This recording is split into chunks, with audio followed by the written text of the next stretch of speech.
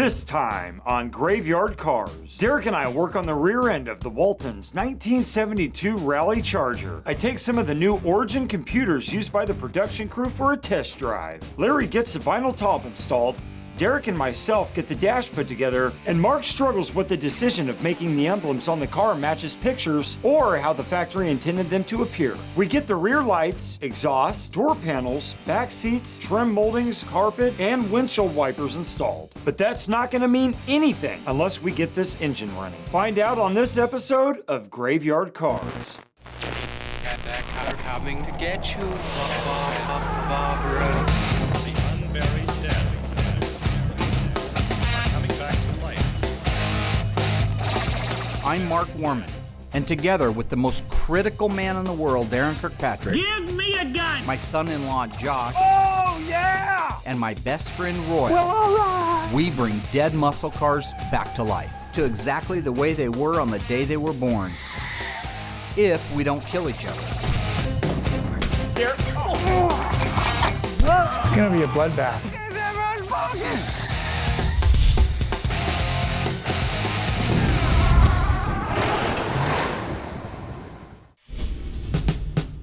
So Derek and I are trying to get the 1972 Charger rear end assembled, and after we're done with that, I need to run in and grab Mark so we can inspect it. Time's running out. Being as we're running behind, we're trying to do as much as we can, even though we're missing a few parts. Just trying to do what we can and not get too far ahead of ourselves. Yeah, yesterday got the brake booster, the master cylinder, all the pedal underdash assembly in, all the brake lines, fuel return lines, all ran, clipped in place. And then today, Josh and I have been putting the rear end together and getting all the springs, sway bars in. Derek and I got the 1972 Charger rear end finally assembled, and I've walked around the shop at least 3 times, and lunchbox is nowhere to be found. Here. Hey. Put your headphones up. Got it. It's a show about super tall people like Josh, except taller. Like the minimum height to get on the show is like 6'8", right? So it's the freaks that are like really tall.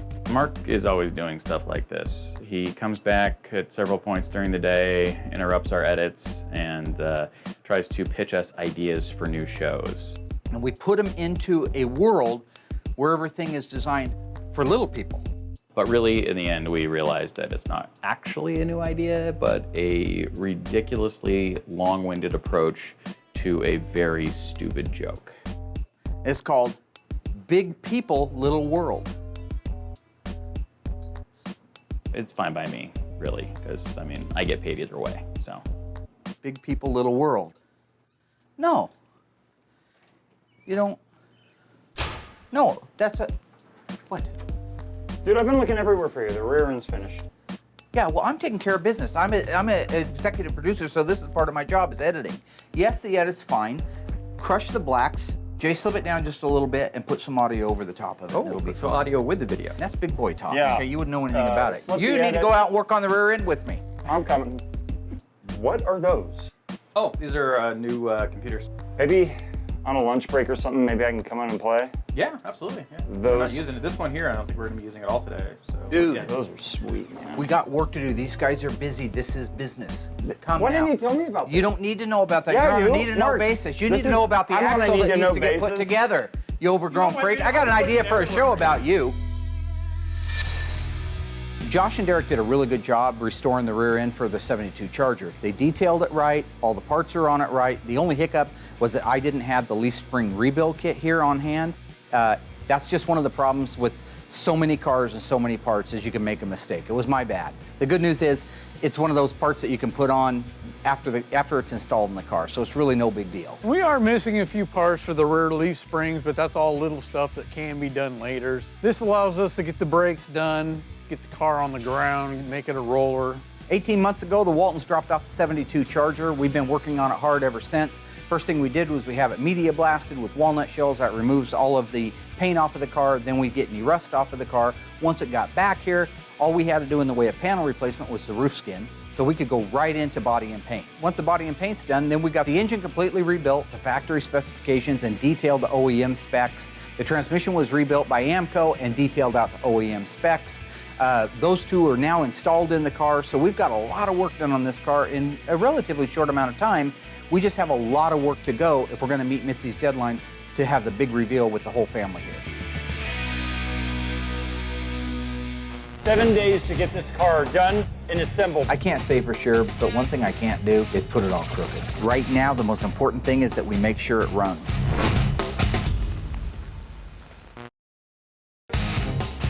Thanks to my multitasking management skills, Josh and Derek got the rear end installed in the Waltons 72 Charger Rallye. Next up, they need to assemble the dash. I got to install the emblems, and Larry is coming out to put on the very unique Halo-style top.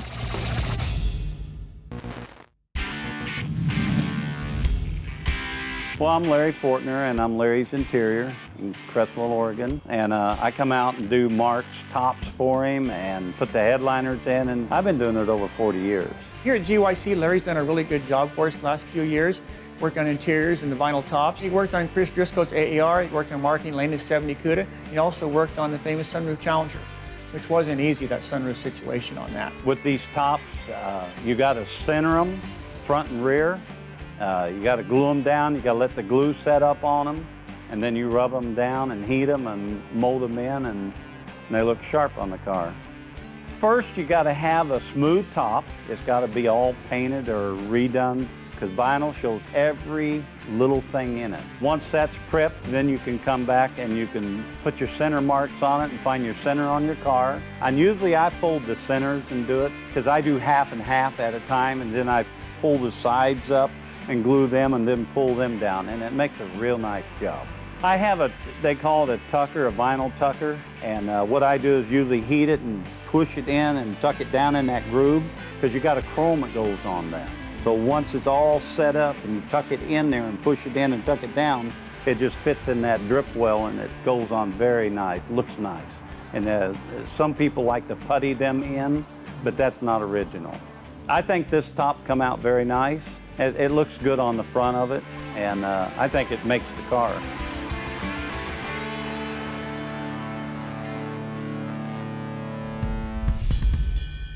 It would be wrong of us to not do everything in our power to get it done on time for that reveal for them, if we can make it. And I think that we will.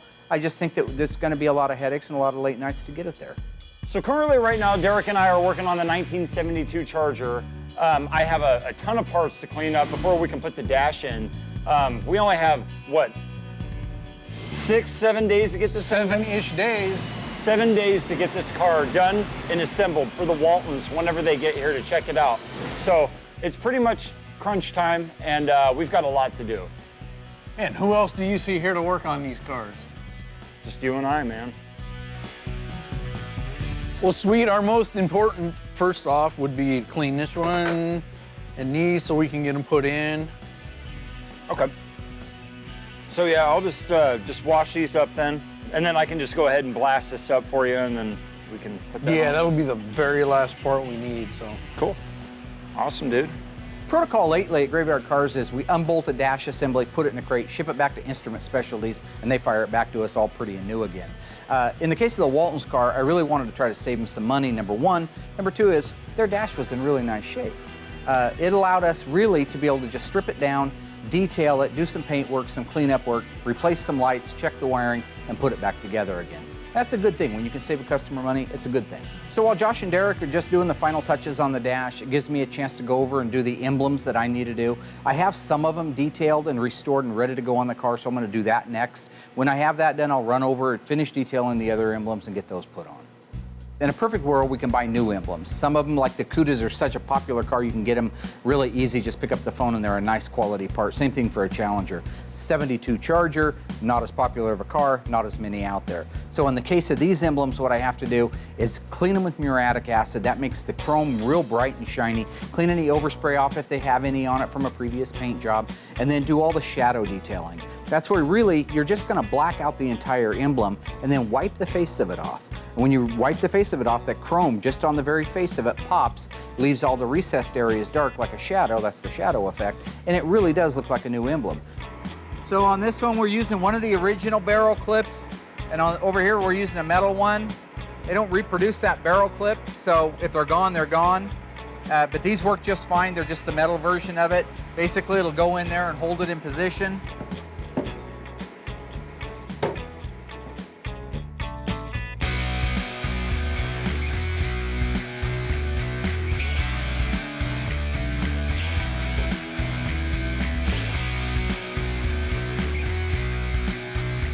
So this is the emblem that goes on the deck lid of the car. So what I got to do is I got to put it on there and then cut out carefully so you don't see the tape through these openings like that. So it's a little bit of a meticulous job. Takes a little while to do, but somebody got to do it. Okay, now that I got it cut out, I'm going to go in and just make sure it goes in the right spot from how it originally came off the car. Remember, when I put my emblems on, even if Dodge said put it here, and the factory put it over here, I'm gonna put it over here, because that's putting the car back to the way it was when it left the assembly line. That's what we say happens, and you have to do it, regardless of what protocol is. So I'm gonna go look at the actual original photo I took and see what the placement is. I've always said that one of the first things we do is document and photograph the car. You're photographing it to see how something goes back together when you don't necessarily have a reference manual. You're also photographing it to see how the assembly line put it together. In the case of the Charger emblem on the deck lid, I doubt very much there was anything in the original schematic that said smoke half a bowl of doobie and eat a bag of M&Ms and Dorito chips and then let your right droopy eye hang down and put it crooked. I don't remember, I've seen a lot of schematics, I don't remember reading that anywhere. He put that thing on crooked. I don't want to do that because everybody that sees that car at a car show is going to say, who put the emblem on crooked? Oh, well, you should have checked out though. I just emulated what the dude at the assembly plant did. Yeah, you did. That's a great excuse. Oh, I see where it goes. That's the one thing I can't bring myself to do though. The right-hand side of the nameplate's going downhill a little bit. But I'll tell you what really concerns me about that. That may or may not be factory installed. Meaning, you'll see the difference in the hue between this quarter extension and this deck lid. One of those two have been painted. It's always kind of disappointing when you don't have a photograph, like in the case of the rear stripe. It should have had that stripe on it being a rally car, but it didn't. It slipped through somehow. Again, the guy on the assembly line just showing they're not perfect. So I didn't have any reference. So at that point, I've got to go out. I've got to look at other cars that are survivors, use my common sense, and apply the decal where I believe is the right place for it. I can't say for sure, but one thing I can't do, because everybody's going to think I did it, is put it on crooked. I'll need to put it on straight. True or false? The 1969 Plymouth Barracuda shared the exact same hood as the 1976 Dodge Dart. The answer coming up after the break. So did Chrysler actually bring the 1969 Plymouth Barracuda hood back and use it on a 1976 Dodge Dart? The answer is true. The 69 Plymouth Barracuda hood was unique only to itself in that year, make, and model. Chrysler retired it after that. Then in 1973, they brought it back and used it on the Dodge Dart from 73 to 76. The only modification to the body on the Dodge Dart to accept the hood was to create the peak in the middle of the header panel to match the one on the hood. So, I don't know why I'm still doing a lot of this stuff. I mean, I'm not a professor, nobody's paying me extra money. I mean, they've been watching the show for 3 years, right? You should know that. Just saying. Visit graveyardcars.com to learn more. We're making great progress on the Charger Rallye, but we still got a ways to go. Larry did a beautiful job on the vinyl top. Derek and Josh are almost ready to install the dash. Royal is gathering parts to assemble the lights, and I have a tough decision to make on the trunk emblem.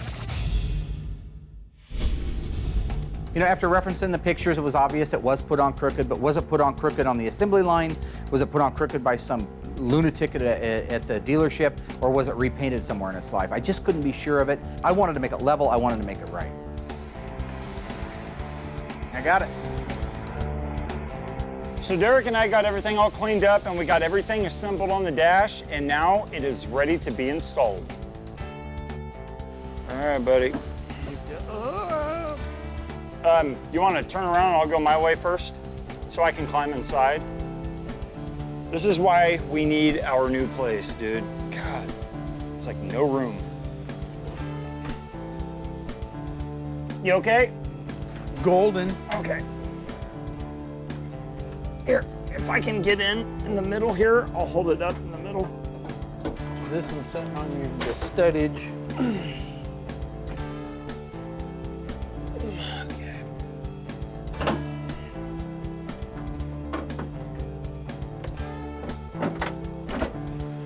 How cool is that? It just slid in, it's done. 2 dudes in a dash. It was in less than 5 minutes. Look at that.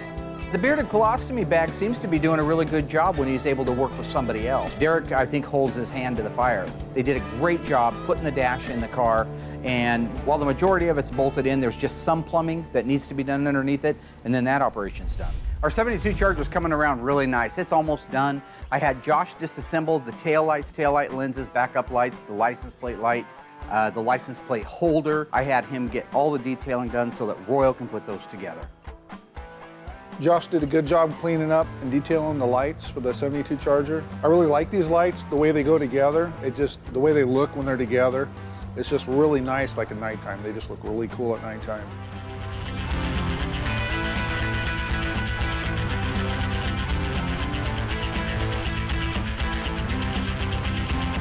I was ready to install the taillights after putting them together, and Mark pulled me off to do something else. Mark wanted to raise the car up, work on the exhaust, so I just set them in the trunk. But now the lights are all together, they're in the trunk, they're ready to go in when we get the car back down. So we got a hold of Tristan from Tryford Glass and Tint, and he showed up today to help us put in the windows, the front windshield and the back window for the 1972 Dodge Charger. My name is Tristan from Tryford Glass and Tint. It's always nice to come down when Mark calls us. I never know what we're gonna do, but in this case, it's a 1972 Dodge Charger. And it's a beautiful car. I'm really stoked that Tristan showed up today. I get to be his right-hand man and help him out. This is the first time I've ever done this, so hopefully he's not too hard on me. Perfect. You don't have to go all the way down. Oh, just part of the way? Yeah, just like on the top lip where it's gonna touch where it's gonna glue the window in. Oh, sweet. Look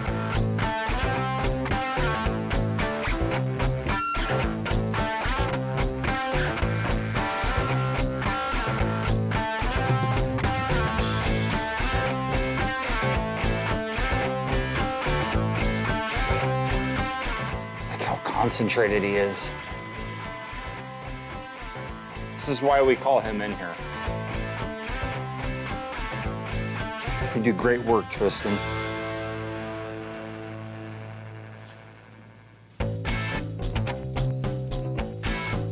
All right, so is there a technique before I just slam this in You the want to be place? careful not to hit it on the clips.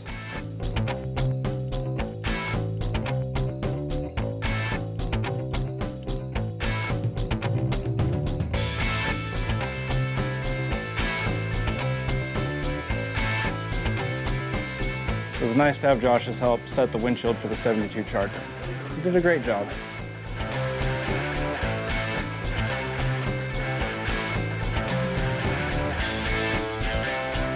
Went together great. I'm out of here. Good job, Josh. Hey, Tristan, that was fun, dude.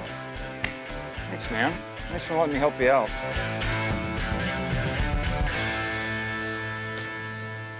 One of the big components we're getting ready to put on now is our exhaust system. You know what?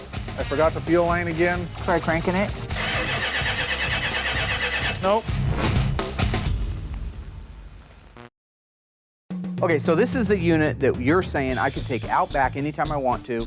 I do not have to be plugged into power. The only thing I have to have is air to cool the dips. Absolutely. We're from American Innovative Manufacturing. We build squeeze type resistant spot welders and battery powered dent pullers. Our welder can duplicate factory welds in a body shop environment. The number one difference between our product and our competitor's product is that ours is battery powered.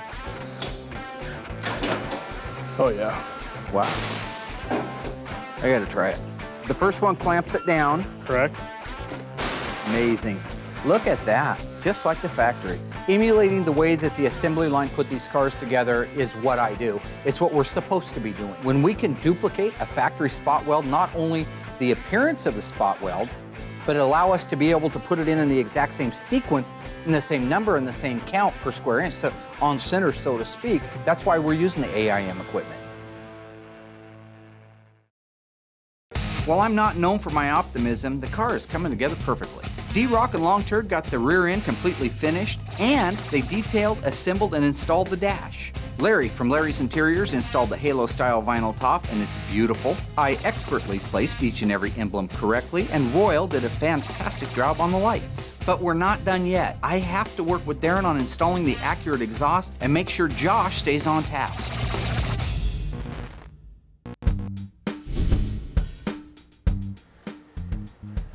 Hey, What's up there, stud? What are you doing? So I'm on my lunch break and I came back here to the production room and I heard the guys got some new computers from Origin. How are they for you guys doing your edits and all that kind of stuff? They're awesome. They are? Yeah. Dude, those things look sick. I got a few games loaded on here. I'm actually heading out to lunch if you want to take one for a test drive. That's cool. Yep. Oh yeah, man. I am all over that. Don't have to ask you twice, huh? What do you got on there, man? Oh. I think something you're familiar with, right? Yeah. Absolutely, buddy. Thank you. Dude, these things are sweet. The 72 Charger is coming along really well. Got a lot of stuff done in the last few days. One of the big components we're getting ready to put on now is our exhaust system. Again, we get those from Accurate Exhaust. This is a really cool application because this little car is a Charger Rallye for all practical purposes, except that it has a 318, a 2-barrel low-performance 318 in it.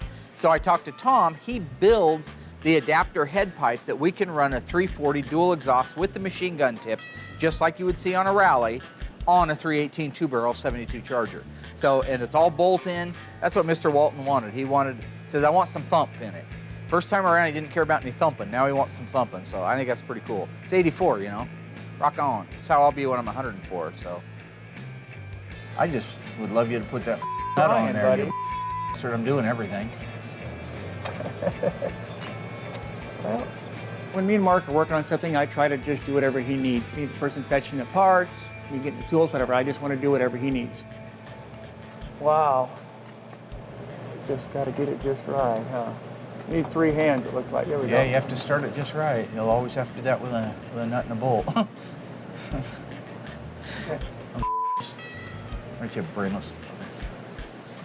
Sometimes I actually don't mind working with Daren. He does a good job, he's meticulous. But times like now, he's such a pain in the ass. He tells these stupid stories about his grandpa and squirrels, that they blew up a squirrel with an atom bomb. Why would you waste an atom bomb on a squirrel? And it goes on and on and on. And at the end of the day, you're just exhausted because it's just been a great big round of Muhammad Ali rope-a-dope, emotional rope-a-dope. You know the female aphids are born pregnant? And then when you can't put your gloves up anymore to fight, wham, he comes in with something out of nowhere like, where's the parts of my car? And it's a TKO. Thought I'd throw that out there for you. Okay, now the head pipes are installed.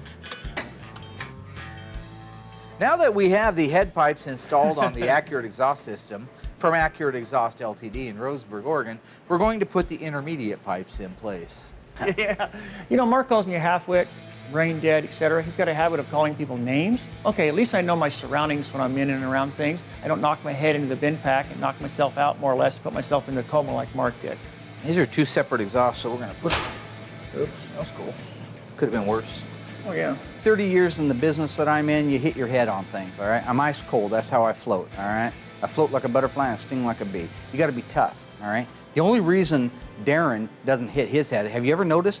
He never gets hurt. I'll tell you why. He's a warlock.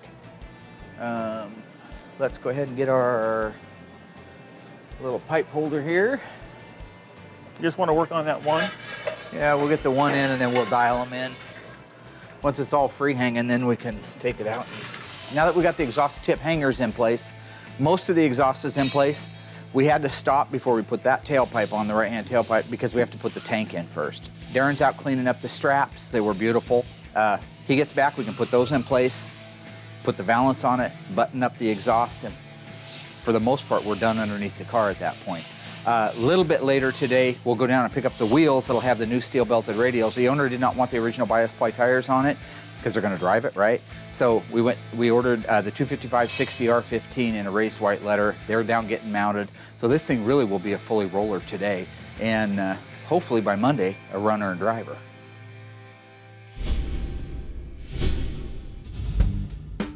Oh, there's fire, fire, fire, get down, get down. I sat down, I got my ass kicked for like an hour. Hey, buddy. Hey, dude, I'm getting my ass kicked, but this is fun. Hey, dude, you're yelling. I'm right here. You're wearing headphones, though, so it's cool. My bad, buddy. It's all good. You having a good time? Dude, this is awesome. Come on, man. Oh, peekaboo. God damn, night-night. man. Thank you. You're welcome, brother. Anytime. Thank you so much. I Sure. love you, and I love your computer. Love you too, man.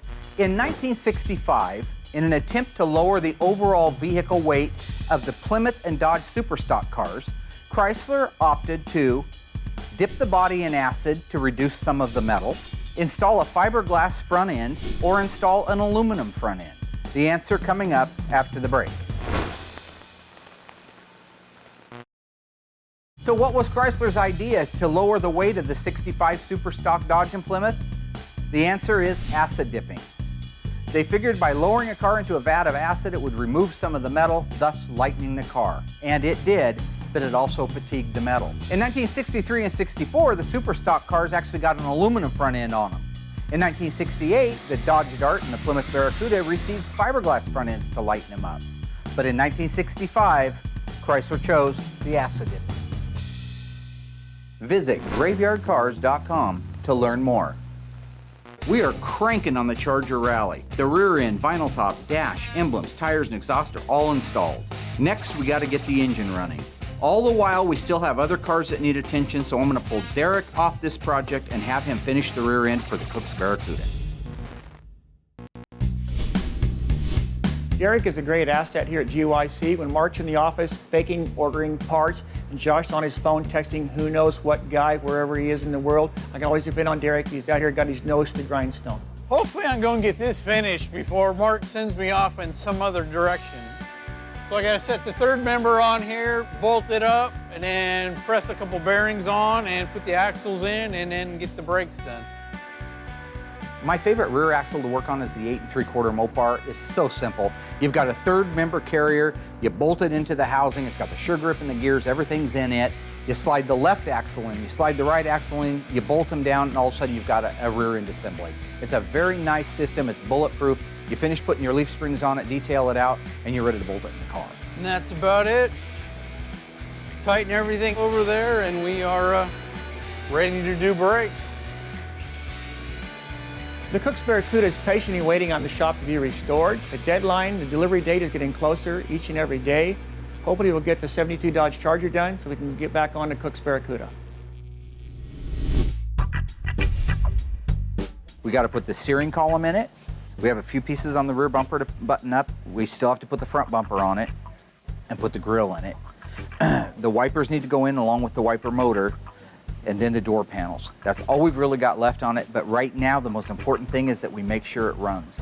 We got to get it running so we know we're out of the woods, because if it doesn't run and there's big problems, we just don't have any time, and I'll have to call Mitzi and let her know. But they're coming in from all over the world. I mean, I think her son is stationed in like Iraq or something. They're coming in from all over this Saturday, so it's got to be done. When Mitzi gave me a call, she was talking about the fact that she's got kids that are kind of scattered all over the country. One of them is in the service on the East Coast. I think he's in the Navy. The daughter's down in California, and got another son in the service up in Washington. All of their schedules, as typical when you're trying to do a family reunion, they always tend to conflict with each other. So there was really a very tight window of opportunity for them all to be here for the big reveal for Jim. I mean, he's 83 years old. You know, the Waltons look like a nice family. I haven't met them all yet, but I'm sure there's a strange one in the bunch. I'm looking forward the most to meeting John Boy. I think the car needs to be down at Florence, Oregon, out there in the ocean with a name on it that says USS Charger or something, because it's just a big land yacht. So let's start putting fluids in it. The Valvoline transmission fluids over here. Let's start putting that in. We got to top off the power steering. I've already got motor oil in it. And then I'm going to start doing a systems check. Derek and I also, or Daren and Derek and I, can put the steering column in it so we can start it with the key. Okay. With the Chrysler cars, there was a bit of a change from 1969 to 1970 model cars. They went from the key that was down on the dash itself, right underneath the instrument panel, up to the column itself. So Now, when you want to start a car, you actually got to have the steering column in place because the ignition is up there.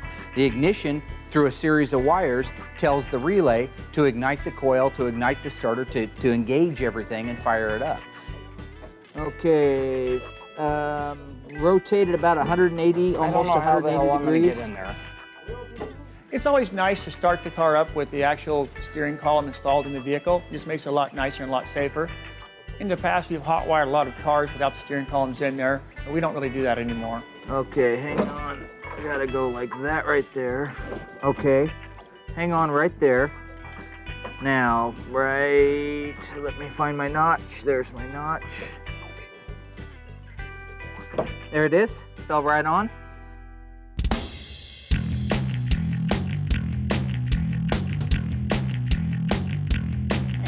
Let's first see if it cranks over, Derek. If you want, you can hit the keys, see if the neutral safety system's working. Everything's plugged in, so I hope so. Be nice. Brakes work? Beautiful. Wow, nice. Okay. Did you prime the... We haven't primed the carburetor yet, but I'd like to get, I primed the engine. The oil? But it still wouldn't hurt to, let's crank it over for a few seconds, maybe 30 seconds. You know, I do a lot of bragging about just hitting the key and having things fire up. In the case of the Charger, it's not doing that. It cranks over, which is good, means we've got power to the relay, got power to the starter, and that all that stuff sounds good, and the fact that it sounds like it has compression when it cranks over. But for some reason, we either have no fuel, we have no spark, one of the two. So now I got to diagnose and find out exactly why it's not just firing up. Sounds a little weak. Oh, speaking of, dump. Well, that's on. Hang on, we got a connection here. Go ahead. Oh, battery. Most time when you go to start an engine and it goes click, click, click, it's either a weak battery or a poor connection on the battery terminals.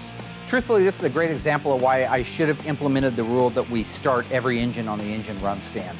That was the intention when I got it, but now all of a sudden you're busy and you're jamming, you're running 100 miles an hour. Next thing you know, it bypasses the engine run stand and ends up on a K-member, then it ends up in the car. I think Mark's just getting overconfident in his ability on these engines and stuff. So he just thought on this particular car, he didn't need to do this on the engine run stand because it was a 318 instead of a 440 or 426 Hemi or whatnot. I think he's just getting a little bit overconfident and overcocky in his ability and stuff. It's not cranking over, so I need to figure out if it's a connection at the battery, if it's the battery itself, it's a connection at the starter, if there's a draw on the system that's overriding its ability to crank over. There's going to be a new rule that every single engine that leaves this property is going to go on the engine run stand, period. Try that. Starter's not dung, is it? No, we just go through the same thing. Somebody needs to go get a battery. Are the terminals, do they have a good connection? That battery's no good. Okay, go get me a, God, is it a 24 or 27 on that car? They should know, right? Huh? They'll know. Wait a I'll second. take it apart. What about the one that we have, the brand spanking new one on the easy run stand here? Is it new? Yeah, that's the one that I went and got, remember? Let's put it in there. That'll get us started anyway. So far, it's not the worst news. We had dead cells in the battery. This is the original battery that it actually started life with. I ordered the yellow cap battery that it's supposed to have, but it hasn't shown up yet. So I just thought I'd use their old one. In this case, their old one went dead sitting around for the last 18 months. Robbed one off the engine run stand, should crank over. Crank it over, let's hear this mother humper run. You guys a weenie gazer. Give me some gas, I want to prime it. I'll give you a boner too. Give her juice. I'll get wood when it starts. Are you sure? It's cranking over, isn't it, Vince? Okay. The good news is the battery got it cranking over, so that's a simple fix. The bad news is it's cranking over, but it's not firing. That means I either have no ignition, I have no compression, or I have no fuel. One of those three things. Those are the three essential components it takes to run an engine. One of them's not there. You are! Hit it.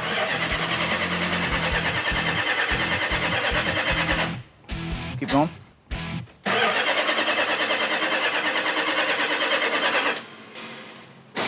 Well, I thought you hooked it up. Again? Wait a second. This is the third time? All that means is the car's got to go back up in the air and figure out why it won't start. This is classic Royal. Right now, it's all hands on deck for the 72 Charger Rallye.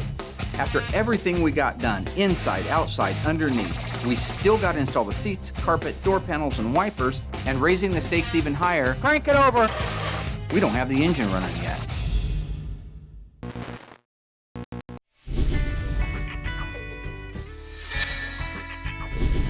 Finally. Got a little bark out of it. Got a little bark out of it. Go ahead and crank her. Hit it.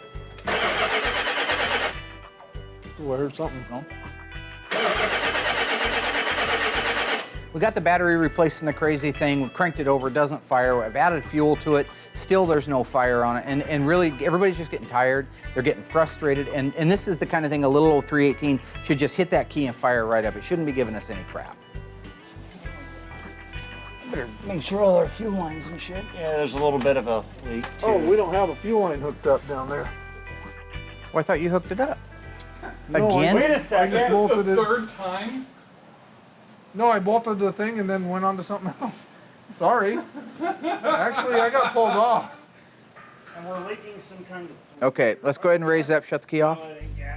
This is the one thing Royal continuously does. He has a mental block when it comes to hooking up the main fuel line to the fuel pump. It's a 3-inch piece of hose and 2 hose clamps. I think his head is getting cooked from not having hair on it, and I've read something about this recently, where if you don't have the hair follicles up there, the sun can beat your brain into like shredded wheat. I think, and so there's a chance, you know, that maybe he's just dealing with like shredded wheat without the frosted shredded wheat, just the regular ones. So we finally got the car up in the air to address the fuel line situation, and Royal, lo and behold, found something very strange. Yeah. Somebody put a gasket in it? Right there. Look right up through there.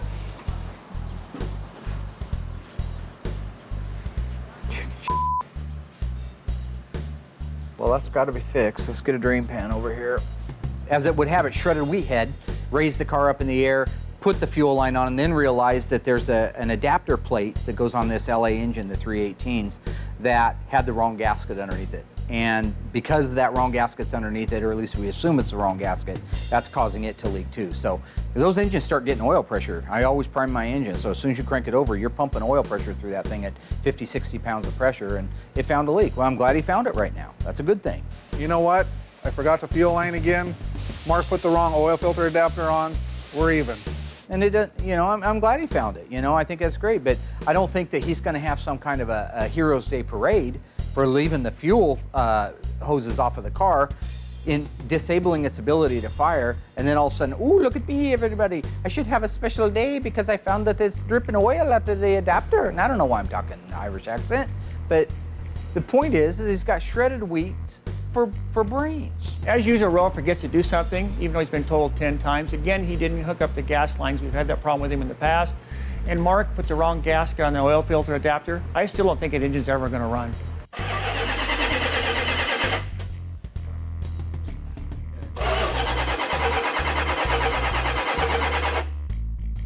Keep going.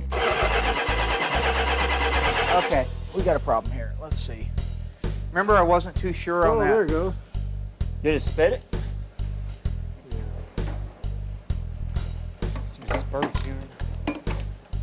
Chick. You got some Turn the key on. I'm starting to see Mark's getting a little frustrated and flustered at the 72 Dodge Charger because it won't start. At first, it wouldn't even turn over. Got that problem resolved. Now it will turn over, but it won't start. I thought Mark was a Mopar god, a Mopar guy who knew everything about these things. Try cranking it. Nope. Yep. Crank it.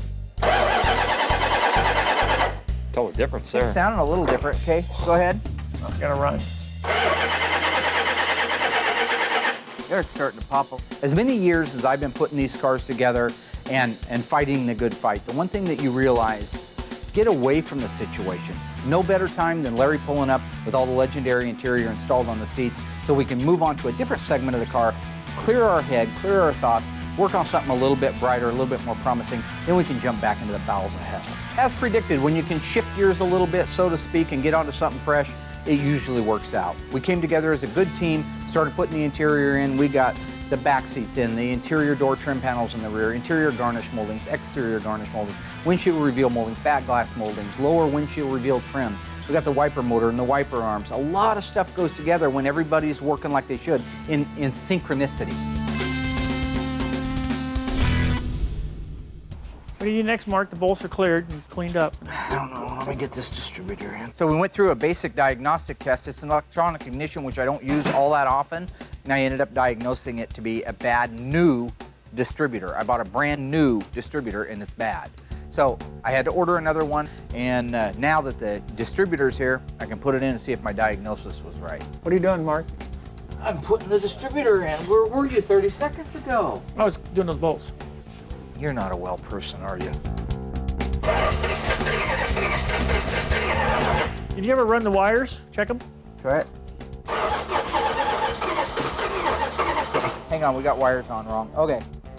I told you so. 8. Does this go to the back? This one? Shut it off.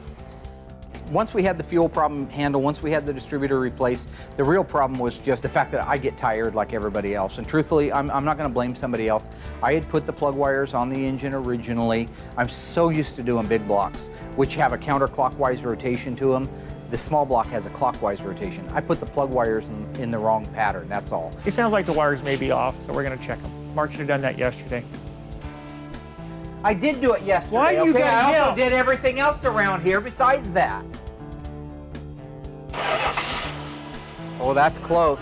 That's close. That's close. Hang on. Let me set the camera. All along, I knew the engine would run great because of me. I was just there to provide guidance for Mark. By just looking and watching and having my presence there with him, I knew the car would run and run great. So once I uncrossed the 2 wires, put it back on TDC, top dead center, fired right up. Boy, that's a shrill thing. You got a leak right here. Probably a few of them. How about over there? Check that one. Right there too, yeah. The engine, the engine in the Charger when it came in was running, but it wasn't running correct. It was missing, et cetera. And I'm glad now we got the engine running really good, but I knew all along that it would. Nice. I love it. So I think we'll make our deadline. It's looking pretty good. I'm not that guy that does all those weird deadlines like it's got to be, but this one really does. The folks are coming in from all over the world to see the car and take delivery of it. From Fall Creek. One guy's in Fall Creek, the rest of them happen to be in Wyoming, and one guy's serving our country, Afghanistan, for you, so bro. you can run around and torture people.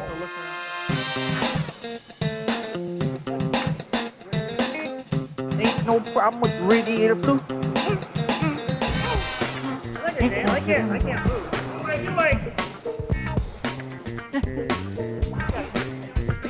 Runs good.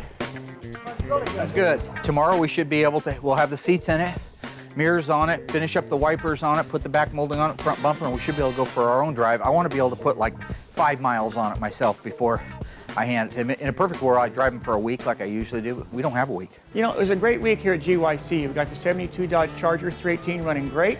Now Walton's going to take his vehicle to the coast, put it in the water, and christen it. Well, once I got the wires put on where they belong in the right firing order, boom, fires right up, runs like a dream. Things are looking good. Motor sounds great. That's why I always like the little motors. They're an unassuming little engine. They produce some horsepower, but at the same time, they're just a purr like a kitten. I'm happy with the car again.